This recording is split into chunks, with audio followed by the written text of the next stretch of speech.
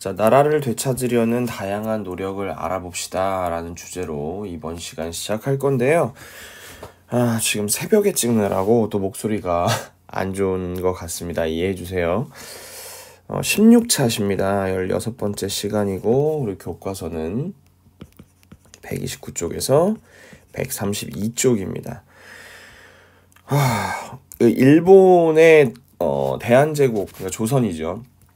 통치는 크게 3단계 정도로 나눌 수가 있습니다. 우리가 1910년에 8월에 나라를 빼앗기죠. 그리고 나서 1919년에 어떤 일이 있었죠? 3.1운동이 있었죠. 이때까지를 헌병경찰 통치라고 얘기를 할 수 있어요. 선생님이 뭐라고 했냐면 처음에 우리나라를 지배했을 때 일본이 헌병경찰이 통치를 했다고 했었습니다. 이때 초대 통감이 이제 데라우치라는 사람이었죠. 그리고 나서 3.1운동이 있고 나서 전 세계적으로 이목이 이제 우리나라에 집중이 됐어요. 일본이 너무 잔혹하게 통치를 한다라는 얘기가 나와서. 그래서 1919년부터 1930년대까지는 어떤 얘기가 나면 문화 통치. 그럼 이제 부드럽게 통치를 했느냐라는 건데 그렇지 않았어요. 그러니까 말만 그래서 원래 이때는 헌병 경찰 통치 때는 교사도 칼을 차고 수업을 했어. 칼을 차고 수업을 했는데 이 문화 통치 시기에는 그렇게 하지는 않았는데 너무 더 비열하게 뒤에서 막 그렇게 했던 거죠. 그리고 이제 우리가 1930년대에서 광복을 맞이할 45년까지를 민족 말살 통치기라고 얘기를 하는데 딱 느낌이 오죠, 그죠? 이때 당시 엄청 힘들었습니다. 1930년, 45년 때는 당연히 역사도 배우지 못하고요. 역사도 배우지 못하고 글도 배우지 못하고 막 이름도 바꾸라고 그랬어요. 이름도 바꾸라고 했습니다. 동주라는 영화를 보면 선생님이 이름이 잘 기억 안 나는데 윤동주 시인 있잖아요. 윤동주 시인이 히라누마 도주였나? 이름이 이제 일본식 이름으로 바꿀 수밖에 없었단 말이지. 가슴 아픈 일들이 있었습니다.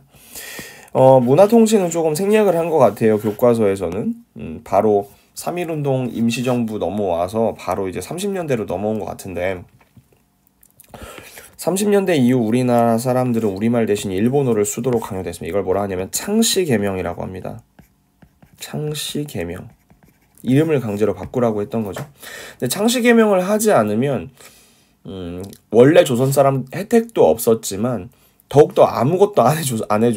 그래서 관공서에 가서 뭐를 할 수도 없었고 학교 입학을 할 수도 없었기 때문에 창씨개명을 하도록 하고 그리고 조선어를 전혀 가르치지 않았어요. 그래서 일본어만 사용하도록 했습니다. 아이고 참 가슴이 아프죠. 일제는 우리나라가 식민 지배를 받는 것이 당연하다고 생각하기 위해서 우리나라 역사도 많이 왜곡을 합니다. 아유 참. 또한 우리나라 사람들은 전국에 세워진 신사에 강제로 참배해야 했고 이름도 일본식으로 바꾸는 등 여러 어려움에 살아야 했습니다. 신사라고 하는 것은 일본 왕실의 조상이나 국가의 공로를 세우거나 교육과 상업에 공이 있는 사람이 모신 사당. 그러니까 선생님이 이런 말 하면 좀 과할 수도 있지만 일본 귀신을 모시는 사당을 얘기하는 거예요.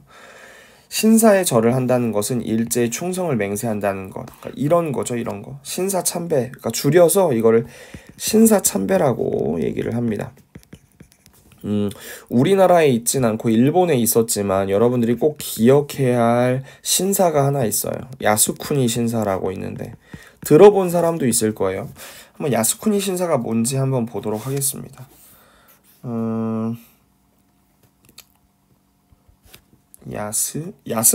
야스쿠니. 자, 야스쿠니 신사가 나오죠. 야스쿠니 신사 홈페이지도 있네요. 선생님 이게 한 번도 안 들어가 봤는데 들어가 볼까? 뭔가 기분 나쁜 게 있을 수도 있을 것 같다는 생각이 드는데 잘 안 열리네요. 일본어로 되어 있습니다. 이 야스쿠니 신사가 이렇게 되어 있나 봐요. 스킵. 아, 야스쿠니 신사는 이런 모양으로 되어 있나 보네요. 홈페이지를 예쁘게 잘 만들었네. 아이고 참 그렇군요. 야스쿠니 신사 일본답게 벚꽃이 많이 있고요. 그쵸? 샵도 있네요. 샵 야스쿠니 진자라고 되어 있네. 야스쿠니 진자.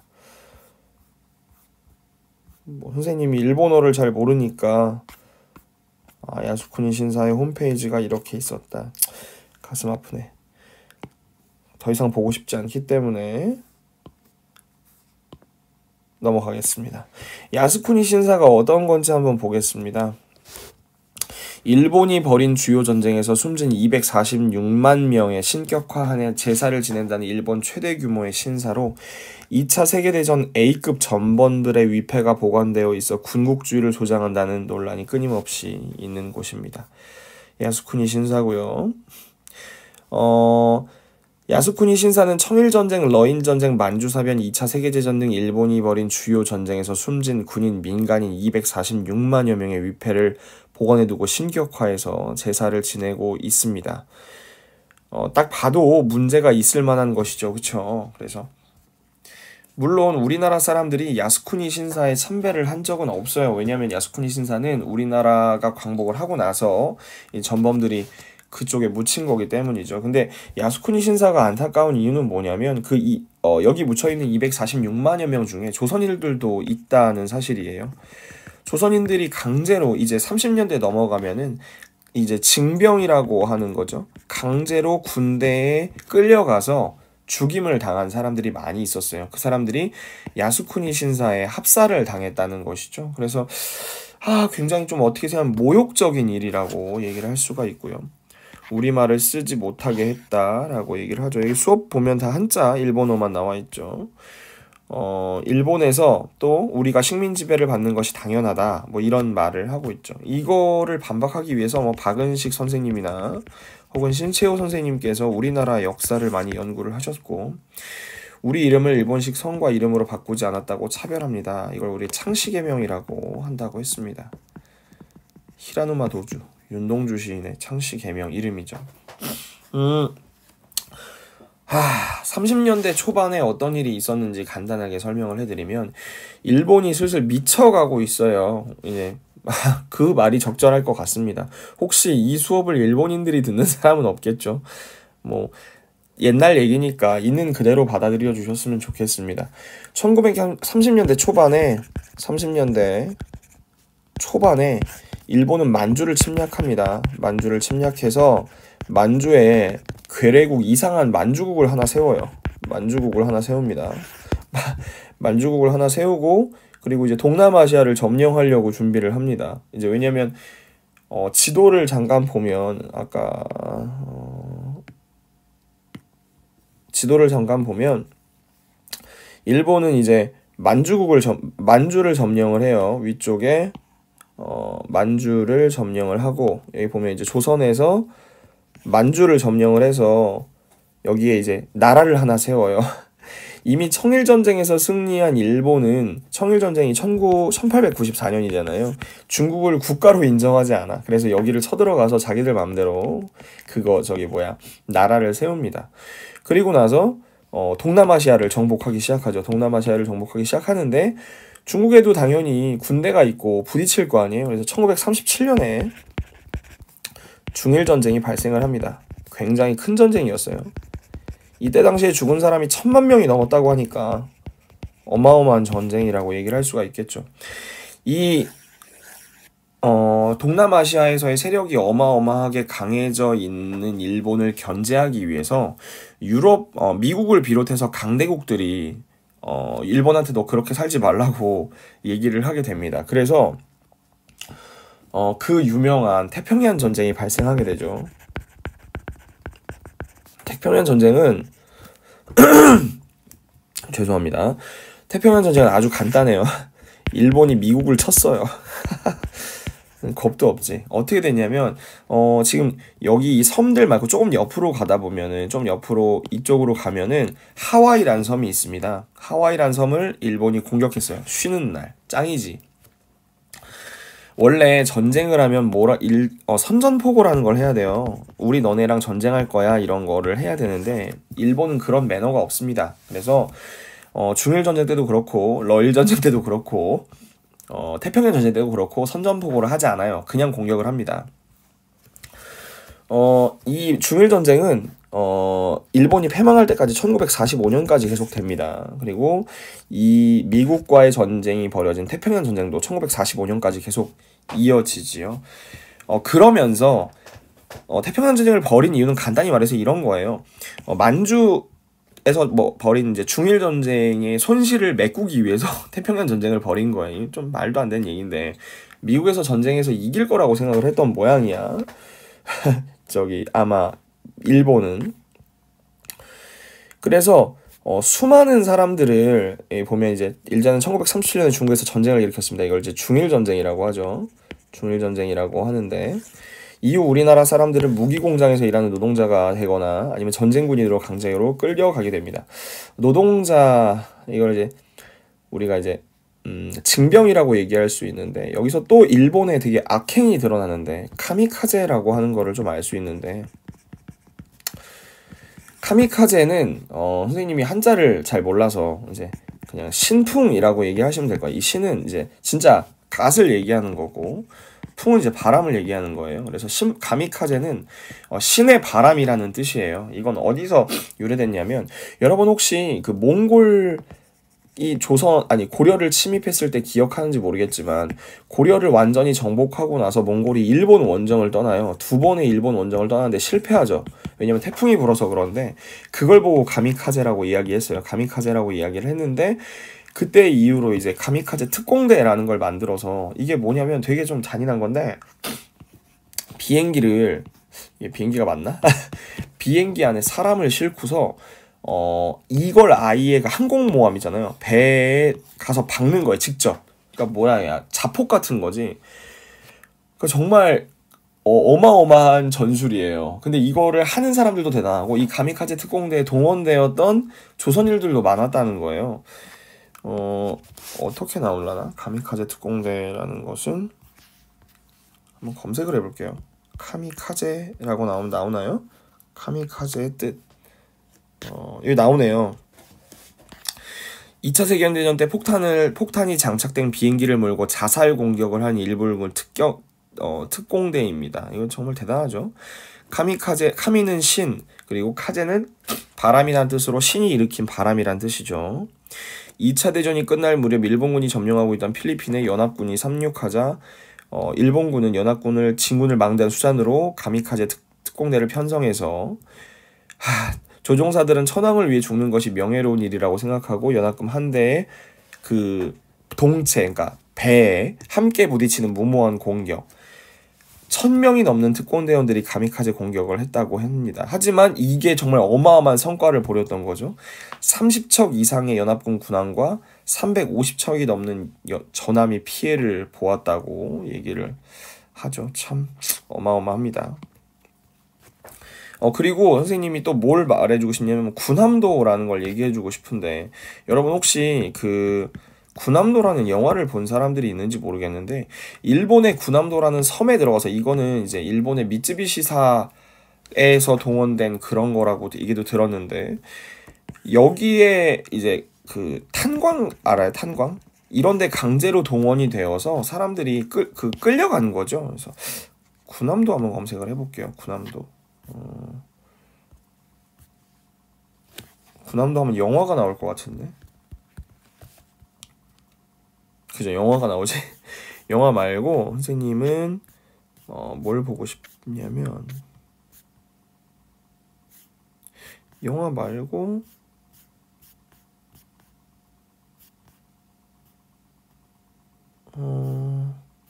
여기 있다 있어요. 일본의 나가사키현 근처에 위치한 섬으로 1940년대 조선인 강제징용이 대규모로 이루어진 곳입니다.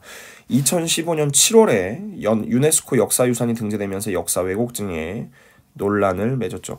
한자로는 군함도라고 되어 있어요. 정말 이 섬이라고 생각하기에 굉장히 작죠, 그렇죠? 근데 여기 아파트를 지어놓고 이 안에서 일본인들은 되게 잘 먹고 잘 살고 그랬고 조선인들은 지하에서 일을 하면서 수많은 사람들이 죽었습니다. 실제로 여기서 막 사건이 나고 막 사고가 나도 이 사람들을 그냥 다 묻어버렸다고 해요. 엄청 잔인한 것이죠. 일본의 해상군함 도사와 닮아서 군함도라고 불리면서 일본어로는 하시마라고 얘기를 했고 19세기 후반 미쓰비시 그룹이 석탄을 채굴하기 위해서 이곳을 개발 탄광 사업을 하면서 큰 수익을 올렸습니다. 근데 이제 여기 보면 이제 1940년대 수많은 조선인이 강제 징용을 당한 곳이기도 하죠. 여기 보면 중간에 500에서 800여 년 사이에 조선인이 징용되어 강제 노역을 했습니다. 강제 징용된 조선인 중에 질병, 영양실조, 익사 등으로 숨진 조선인만 122명에 이르게 되죠. 가슴 아픈 내용이 있습니다. 또 이제 위안부 내용을 얘기를 안 할 수가 없는데 일본군 위안부라고 하는 것은 쉽게 말해서 성노예라고 얘기를 할 수가 있어요. 혹시 불편한 친구들이 있을 수도 있지만 이거는 역사 그대로 받아들여야 된다고 생각하기 때문에 이때 당시에 일본 군인들이 동남아시아 전역으로 전쟁을 나가면서 각종 강간 사건이나 성폭력 사건이 정말 끊이지 않았다고 해요. 그러니까 일본 정부에서는 정말 최악의 정책을 펼친 건데 아예 그 동남아시아 사람들과 중국 사람들, 조선 사람들을 강제로 성노예로 끌고 가서 고통을 당하게 한 것이죠. 정말 가슴이 아픈 일입니다. 지금도 수요 집회를 들어본 적이 있는지 모르겠는데 수요 집회를 간단히 검색해서 보여드리면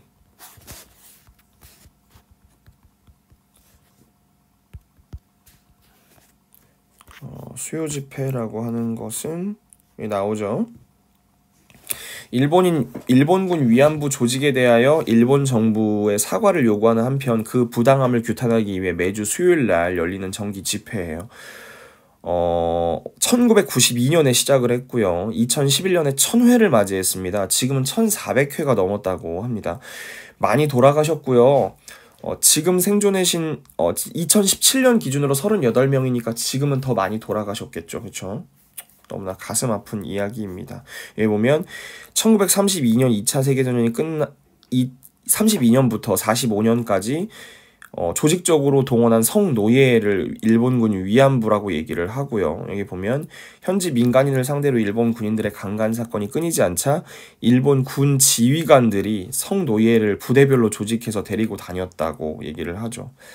여기에는 중국, 필리핀, 인도네시아 등 민간인 여성들이 포함되었고 우리나라 완전 식민지였던 우리나라 여성들이 가장 많이 동원된 것으로 알려졌습니다. 우리나라를 비롯한 주변국들이 2차 세계대전이 끝난 후에 지금까지 공식적인 인정과 사과 배상을 요구하고 있지만 일본에선 거부하고 있습니다.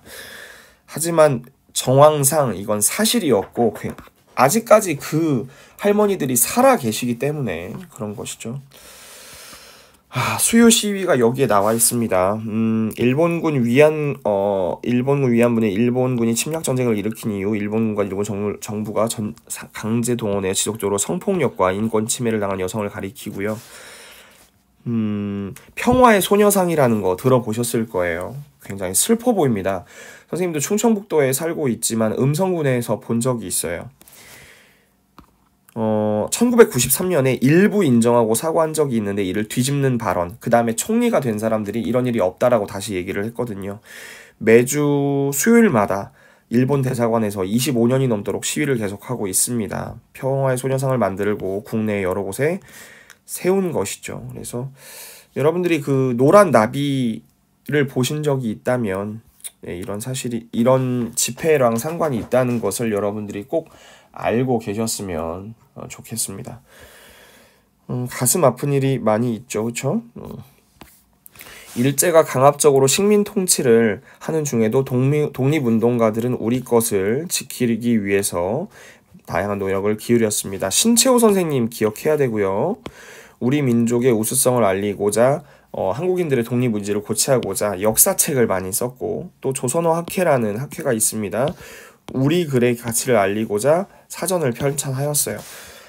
신채호 선생은 여러분 혹시 지난 시간에 선생님이 그 김구가 만든 한인애국단 있잖아요. 한인애국단에서 대표적인 사람이 누구였어요? 윤봉길 선생님이었죠.